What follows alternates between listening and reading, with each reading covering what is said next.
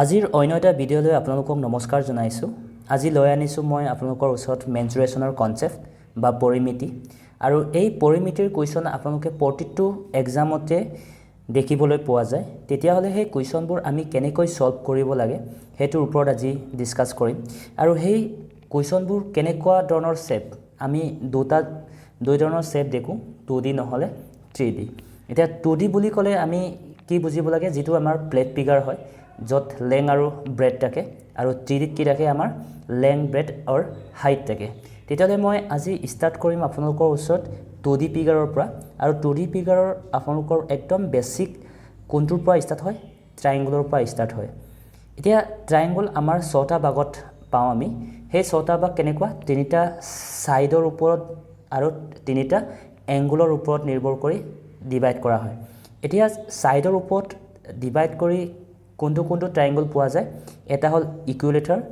Equilateral, আইচোচেলেছ আৰু স্ক্লেন। অসমীয়াত ক'লে সমবাহু আৰু সমদ্বিবাহু আৰু বিষম বাহু। এতিয়া সমবাহু বুলি ক'লে কোনটো ট্ৰাইংগুলক আমি বুজোঁ? সমবাহু বুলি ক'লে 3টা বাহু যদি সমান হয় তেতিয়াহ'লে সমবাহু, আৰু যদি 2টা সমান হয় তেতিয়াহ'লে সমদ্বিবাহু, আৰু এটাও সমান নহয় তেতিয়াহ'লে বিষম বাহু বুলি আমি কোৱা হয়। এতিয়া এংগুলৰ ওপৰত আপোনালোকৰ ইমানখিনি দেখা নাযায়, জাষ্ট আহিলে এই ৰাইট এংগুলটো ব্যৱহাৰ কৰিবলৈ অলপ আহে। সেইকাৰণে মই ইয়াৰ বিষয়ে নোকোৱাকৈ আগলৈ আগবাঢ়িছোঁ, কাৰণ আমাৰ ছাইডৰখিনি মেইন ইম্পৰ্টেণ্ট। এই ছাইডৰ ওপৰতে বেছিকৈ ইয়াত এক্সামত অহা দেখা যায়। অ'কে, তেতিয়াহ'লে ফাৰ্ষ্ট মই লৈছোঁ ইকুইলেটাৰেল ট্ৰাইংগুল, সমবাহু ত্ৰিভুজ। সমবাহু ত্ৰিভুজৰ বিষয়ে অলপমান পঢ়োঁ ফাৰ্ষ্ট। সমবাহু বুলি ক'লে অলপ আগত ক'লোঁ মই 3টা ছাইড কি হয়, সমান হয়। তেতিয়াহ'লে মই ধৰি লৈছোঁ যে প্ৰতিটো ছাইড কি হয়, কি বুলি ধৰি লৈছোঁ, এ, কাৰণ সমান মানে প্ৰতিটো ছাইড সমান হ'ব লাগিব। তেতিয়াহ'লে এনেকৈ আপোনালোকক দিয়া থাকিব এটা ট্ৰাইংগুল আছে য'ত নেকি সমবাহু ত্ৰিভুজ, আৰু সেই সমবাহু ত্ৰিভুজৰ ছাইড কিবা এটা দিয়া থাকিব বা ইয়াৰ পেৰিমিটাৰ দিয়া থাকিব। এতিয়া ত্ৰিভুজৰ পেৰিমিটাৰ কি হয়, ত্ৰিভুজে কি হয়, 3টা ছাইড প্লাছ কৰি যিমান হয় সেইটোক আমি পৰিসীমা বা পেৰিমিটাৰ বুলি কোৱা হয়। যদি মই এইটো এ, এইটো বি, এইটো চি বুলি ধৰা হ'লে কি হ'লহেঁতেন, পেৰিমিটাৰ এ ছাইডটো plus B side plus C side, 3টা ছাইডক আমি প্লাছ কৰি যিমান পাওঁ সেইটোক আমি কি বুলি কওঁ, পেৰিমিটাৰ। মই কিন্তু ইকুইলেটাৰেল ট্ৰাইংগুলত বা সমবাহু ট্ৰাইংগুলত আপোনালোকক পেৰিমিটাৰ মই 3a বুলি লিখি দিছোঁ। 3a বুলি কিহৰ কাৰণে কৈছোঁ, ইয়াত ধৰি লৈছোঁ যে মই ইয়াৰ ছাইডকেইটা কি হয়, এ হয়। তেতিয়াহ'লে 3টা প্লাছ কৰিলে কি হ'ব, 3টা এ হ'ব, হয়নে? ইয়াত ছেমি পেৰিমিটাৰ দিছোঁ যদিও ছেমি পেৰিমিটাৰ ইয়াত দৰকাৰ নহয়। আৰু ইকুইলেটাৰেল ট্ৰাইংগুলত আপোনালোকৰ ফৰ্মুলা মনত ৰাখিব, এ ইকুৱেল বা এৰিয়া ইকুৱেল √3/4 এ স্কোৱাৰ, মানে এ স্কোৱাৰ মানে ছাইড স্কোৱাৰ। এতিয়া কুৱেশ্যন কেনেকৈ আহিব পাৰে, গ্ৰেড 3ত আপোনালোকৰ 2022 যিটো গ্ৰেড 3 হৈ গ'ল, তাত এটা কুৱেশ্যন আহিছিলে এনেকৈ, এটা সমবাহু ত্ৰিভুজৰ পৰিসীমা হৈছে 6 চেণ্টিমিটাৰ, তেতিয়াহ'লে ত্ৰিভুজটোৰ কালি কি হ'ব? এইটো একদম ইজি কুৱেশ্যন, আপোনালোকক ইয়াতকৈ অলপমান টান আহিব পাৰে, এইটোতো ইজিক আহি গ'ল। কেনেকৈ এইটো ছল্ভ কৰিব লাগে, আপোনালোকৰ এই ফৰ্মুলাটো আৰু ফৰ্মুলাটো মনত ৰাখিব। এতিয়া কৈছে যে ইয়াৰ পৰিসীমা দিয়া আছে কিমান, মই পৰিসীমা পি বুলি লিখি ল'লোঁ, পৰিসীমা কিমান দিয়া আছে, 6। এতিয়া পৰিসীমা সমবাহু ক্ষেত্ৰত পৰিসীমা কি বুলি ক'লোঁ মই, 3a বুলি ক'লোঁ। 3a মানে 3টা ছাইড সমান, যেতিয়ালৈকে ছাইডৰ ভেলু দিয়া নাথাকে মই এ বুলি ধৰি লৈছোঁ। এ বুলি ধৰি লোৱাৰ লগে লগে 3টা ছাইড কি হ'ব, 3a হ'ব। এ তেনেকৈ প্লাছ কৰি 3a হ'ব ইকুৱেল টু 6। তেতিয়াহ'লে এ ভেলুটো ইয়াত ওলাই ল'ব লাগে। এ ভেলু কিমান হ'ব, 3য়ে 6ক ডিভাইড কৰিলে কিমান পাম, 2 পাম। তেতিয়াহ'লে আমি এৰিয়া ওলাব লাগে। যেতিয়া বাহুৰ ভেলু পাই গ'লোঁ তেতিয়াহ'লে এৰিয়া ওলাব লাগে, আৰু এৰিয়া ইকুৱেল অলপ আগত মই ক'লোঁ কি বুলি, formula √3/4 into a square. A square মানে আমি কৈছোঁ ছাইড স্কোৱাৰ। এতিয়া √3/4 ইনটু এ মানে এতিয়া আমি পালোঁ 2 স্কোৱাৰ ডাইৰেক্ট কৈছোঁ, 2 স্কোৱাৰ মানে কিমান হ'ব, 4 হ'ব। চ' 4 কেঞ্চেল যাব, আমাৰ এনচাৰ কি থাকিব, √3 থাকিব। আমাৰ √3 ক'ত আছে, ইয়াত আছে, একেবাৰে চিম্পল, হয়নে? এনেকুৱা কুৱেশ্যনবোৰ আপোনালোকৰ কম পৰিমাণেহে আহিব বুলি ভাবিব পাৰি, ইয়াতকৈ অলপমান আপোনালোকক টান দিব পাৰে। তেতিয়াহ'লে এনেকুৱা কুৱেশ্যন কেনেকৈ ছল্ভ কৰিম, সমবাহু ত্ৰিভুজৰ কুৱেশ্যনবোৰ কেনেকৈ ছল্ভ কৰিম, একেটাই ছিষ্টেমবোৰ, একেটাই কুৱেশ্যনবোৰ অলপমান ঘূৰাই পকাই দিব পাৰে। যেনিবা ইয়াত মই কুৱেশ্যন এটা এনেকৈ ধৰি লৈছোঁ, স্কুলৰ আগত এনেকুৱা এটা ছাইনবোৰ্ড দিয়া আছে যে স্কুল এহেড বুলি এটা ছাইনবোৰ্ড এটা দিয়া আছে, আৰু যোনটো ছাইনবোৰ্ড সেই বৰ্ডডাল কেনেকুৱা, আপোনাৰ শ্বেপটো ট্ৰাইংগুলাৰ টাইপ, আৰু ট্ৰাইংগুলাৰ টাইপ আৰু সকলো সাইড কি হয় এ বুলি দিয়া আছে সকলো সাইড এ বুলি দিয়া আছে ইয়াত দিয়া আছে এ তেতিয়া হলে হিহঁতৰ পেৰিমিটাৰ দিয়া আছে 180 সেন্টিমিটাৰ এই ট্ৰাইংগলটোৰ এৰিয়া কিমান হ'ব একেবাৰে সিম্পলকে সুধিছে তেতিয়া হলে আমি পেৰিমিটাৰ যদি পাইছো ইয়াৰ এ ভ্যালুটো উলাই ল'ব লাগে সাইড ভ্যালুটো কেনেকৈ উলিয়াও আমি অলপ আগত কলৰো যে যদি ইকুইলেটাৰ ট্ৰাইংগল হয় এটো ইকুইলেটাৰ কাৰণ তিনিটা সাইড সমান আৰু কি হয় পেৰিমিটাৰ 3a বুলি কলো এটা পেৰিমিটাৰ কিমান দিয়া আছে 180 ওকে এটা a ইকুয়াল কিমান হ'ব তেতিয়া হলে 3a 18 ক 6 বাৰ মানে 60 হ'ব a ভ্যালু 60 42 সাইড কিমান হ'ব 60 হ'ব এটো 60 হ'ব এটো 60 হ'ব আৰু এটো 60 হ'ব এতিয়া এৰিয়া কিমান হ'ব তাৰ কাৰণে মই এছাক তেতিয়া হলে এৰিয়া কি হ'ব ফৰ্মুলা আমি জানো √3/4 তে √3/4 a মানে আমি এতিয়া কিমান পালো 60 60 স্কয়াৰ কৰিবলৈ আপোনালোকৰ হয়তো টান পাব পাৰা সেই কাৰণে 60 স্কয়াৰ মানে 60 দুবাৰ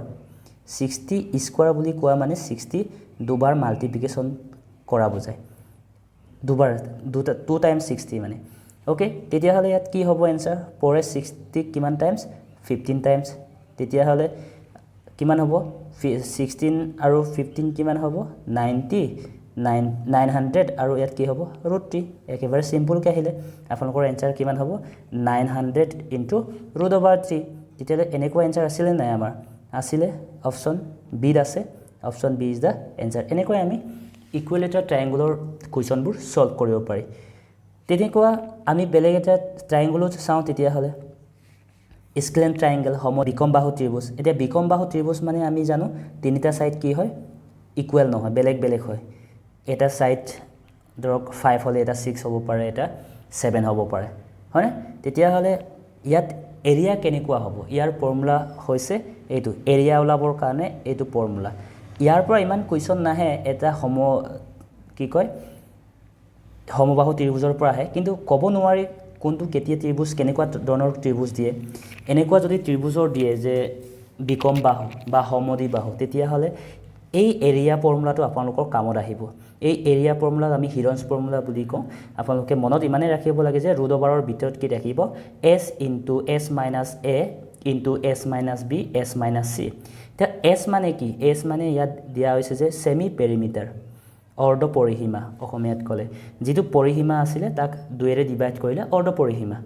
ওকে আৰু a b c যে ইয়াত দিয়া আছে a b c মানে তোমাক ইয়াত কি ধৰিব লাগে এটা সাইড a এটা সাইড b এটা সাইড c বুলি মানি ললে হল যিকোনো এটা a ইয়াত হেতু হিচাপত নাথাকিব যে কোনটো a ধৰি লম b যিকোনো এটা a b c এনেকা সাইডটো ধৰি ললে হল তেতিয়া হলে ইয়াৰ কোৱেশ্চন আমি চাও কেনেকৈ সলভ কৰিব পাৰি ইয়াত দিয়া আছে এনেকৈ এটা কোৱেশ্চনটো আপোনালোকে নিজে পঢ়ি ল'ব মই ডাইৰেক্ট আপোনালোকক বুজাই দিছো এটা কি আছে পাৰ্ক আছে পাৰ্কৰ আগত এটা মেছেজ এটা দিবৰ কাৰণে ওয়াল এটা বনোৱা হৈছে আৰু সেই ওয়ালৰ সাইজটো কেনেকুৱা আপোনালোকৰ এটা সাইড দিয়া আছে 11 মিটাৰ আৰু এটা সাইড দিয়া আছে 15 মিটাৰ আৰু এটা দিয়া আছে 6 মিটাৰ তেনেকৈ দিয়া আছে ইয়াত দিয়া আছে 15 মিটাৰ 11 মিটাৰ আৰু 6 মিটাৰ ইয়াত দিয়া আছে সাইডটো ইয়াত 11 ইয়াত 6 আৰু ইয়াত 15 মিটাৰ দিয়া আছে তেতিয়া হলে ইয়াত এই আগত কি লিখিছে এটা মেছেজ কি দিছে keep the frog green and clean হে মেছেজটো দিবৰ কাৰণে এই ওয়ালটো বনোৱা হৈছে আৰু ইয়াত কালাৰ কৰিব বিচাৰিছে আৰু কালাৰ কৰিব বিচাৰিছে এৰিয়াটো জানিব লাগে আমাক মানে এৰিয়াটো কিমান হেতু ওলাব লাগে আৰু অপচন দিছে কোনটো অপচন হয় হেতু আমি বিচাৰি ওলাব লাগে তেতিয়া হলে কেনেকৈ সলভ কৰিম একেবাৰে ইজি আমি যোনটো ফৰ্মুলা এতিয়া পাইছো এৰিয়া ইকুৱেল কি এৰিয়া ইকুৱেল এই ফৰ্মুলাটো পাইছো এই ফৰ্মুলাটো আমি ইউজ কৰিবলৈ ট্ৰাই কৰিম কিন্তু এই ফৰ্মুলাটো ইউজ কৰাৰ আগতে আমি s ৰ ভ্যালুটো বুজিব লাগিব s মানে হৈছে অৰ্ধ পৰিসীমা আৰু পৰিসীমা কি কৈছিলো মই ট্ৰায়াঙ্গল ডাইৰেক্ট মই উলাই দিছো s মানে কি হয় যেটো সাইড আছে হেতু প্লাস কৰি যেটো সাইড আছে গুটেইখিনি সাইড দেই এটা 11 দিয়া আছে এটো সাইডটো এতিয়া 6 দিয়া আছে আৰু 15 দিয়া আছে গুটেইখিনি সাইড প্লাস কৰি 2 ৰে ডিভাইড কৰিব লাগে হেতু হ'ব অৰ্ধ পৰিসীমা এতিয়া প্লাস কৰিলে কিমান হ'ব আমাৰ 17 15 32 ডিভাইডেড বাই 2 মানে কিমান হ'ব 16 হ'ব আমাৰ s ৰ ভ্যালু 16 মই লিখি দিছো s ৰ ভ্যালু 16 হ'ব তেতিয়া হলে ইয়াত পুট কৰিব লাগে আমি কি √s মানে 16 ইনটু এছ মানে আকৌ 16 এ মানে যিকোনো এটা সাইড ধৰি ললে হ'ল মই এটা সাইড ধৰি ললো এই সাইড ধৰি ললো 11 ইনটু 16 মাইনাস বি মানে এই তলটো ভাবি ললো 15 আৰু এটা কি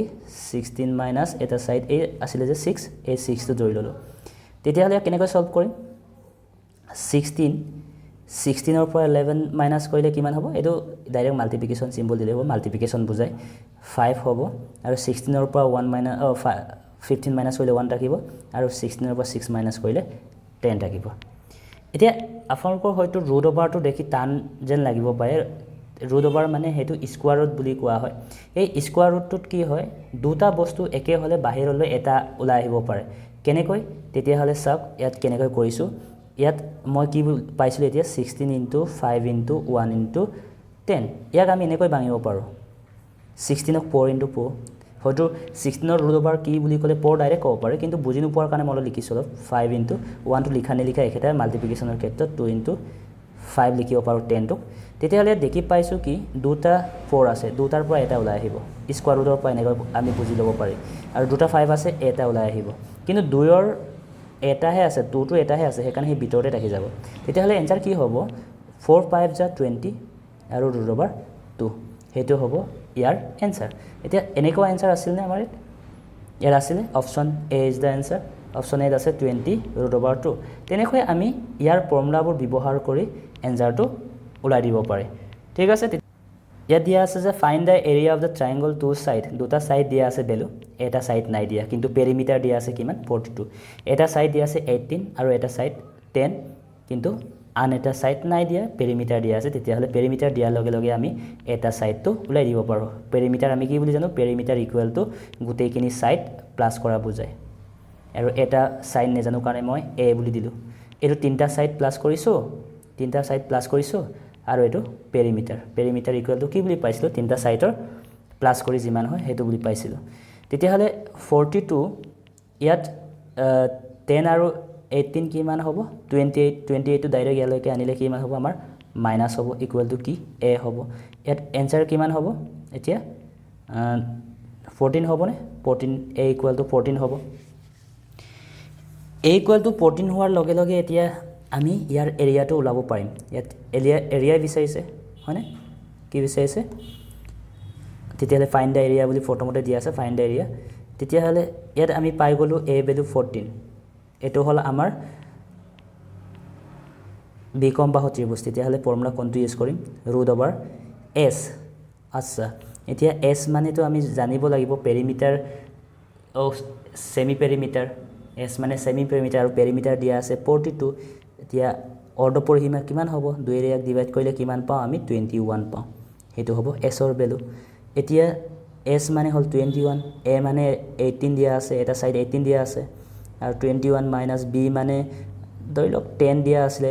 এটা সাইড আৰু এটা সাইড এতিয়া পাইছো কি বুলি 4 বুলি পাইছো হে কাৰণে 21 মাইনাস ওকে 14 বুলি পাইছো 14 ওকে তেতিয়া এনসাৰ কিমান হ'ব 21 ইনটু 21 ৰ পৰা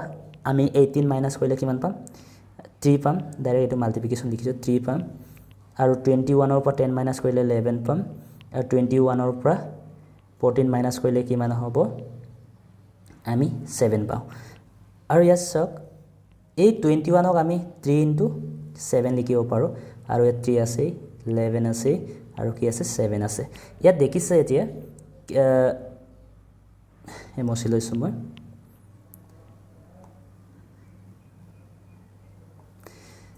3 দুটা আছে হয়নে 3 দুটা আছে এটা ওলাই আনক বাহিৰলৈকে ইনটু 7 দুটা আছে দুটা ওলাই আনক বাহিৰলৈকে আৰু কি ৰাখি গল ৰুট ওভাৰ 11 এটা থাকি গৈছে বাহিৰত হেতু ভিতৰত হেতু ৰাখিব লাগে তেতিয়ালে বাহিৰটো মাল্টিপ্লিকেশন কৰিম 3 7 জাৰ কিমান হ'ব 21 ৰুট ওভাৰ 11 এনসাৰ কোনটো হ'ব আমাৰ 21 ৰুট ওভাৰ 11 অপচন নম্বৰ এ তেনেকৈ আমি এই ফৰ্মুলাটো ব্যৱহাৰ কৰি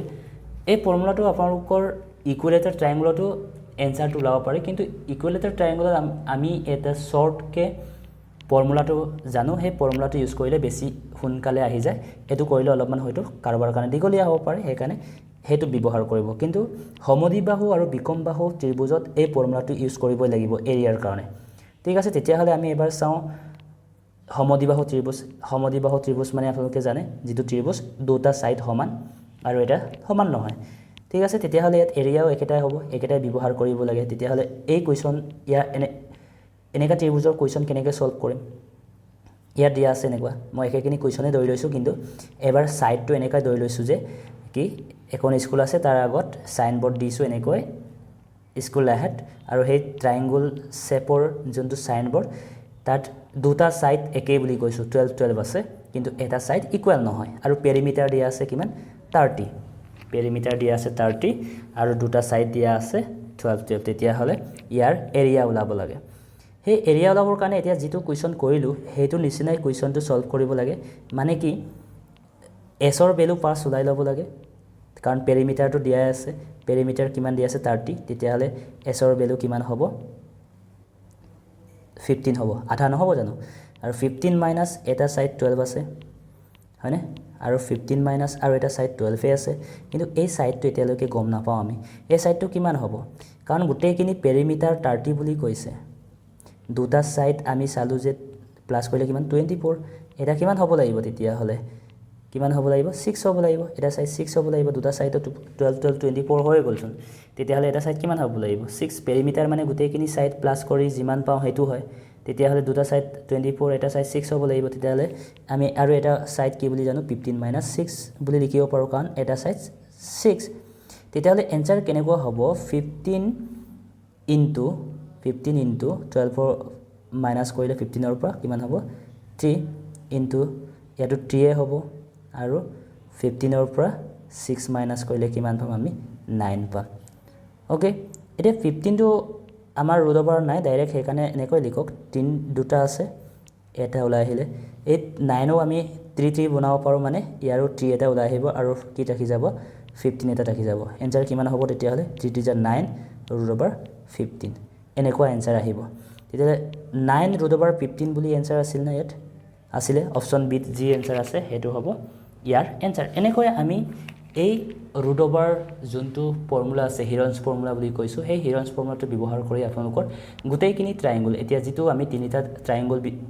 কথা কৈ আছোঁ এটা হ'ল ইকুইলেটাৰেল ট্ৰায়াঙ্গল আৰু আইচোচেলেছ আৰু স্ক্লেন্ট ট্ৰায়াঙ্গল সমদ্বিবাহু সমবাহু আৰু বিষম বাহু কিন্তু সমবাহু ত্ৰিভুজৰ এটা নিজৰ এৰিয়া ফৰ্মুলা আছে সেইটো ব্যৱহাৰ কৰিলে বেছি ইজি হয় নহ'লে হিৰন্স ফৰ্মুলাত গোটেইখিনি আমি ইউজ কৰি ইয়াৰ এৰিয়া ওলাব পাৰি ওকে তেতিয়াহ'লে আৰু এটা কুৱেশ্যন আপোনালোকে নিজে কৰি চাব এইটো নিজে কৰি চাব অলপমান তেনেকৈ অলপমান টানকৈ যদি দিয়ে তেতিয়াহ'লে কেনেকৈ হয় আপোনালোকে নিজে কৰি চাব নেক্সটত আপোনালোকক মই লৈ আনিছোঁ স্কোৱাৰৰ ওপৰত কুৱেশ্যন এনসাৰ এবাৰ ট্ৰায়াঙ্গলৰ ওপৰত আলোচনা কৰিলোঁ আৰু যদিহে ভিডিঅ'টো ভাল পাইছে তেতিয়াহ'লে প্লিজ লাইক এণ্ড ছাবস্ক্ৰাইবটো কৰি দিব সিমানটো আশা কৰিছোঁ আপোনালোকৰ পৰা ধন্যবাদ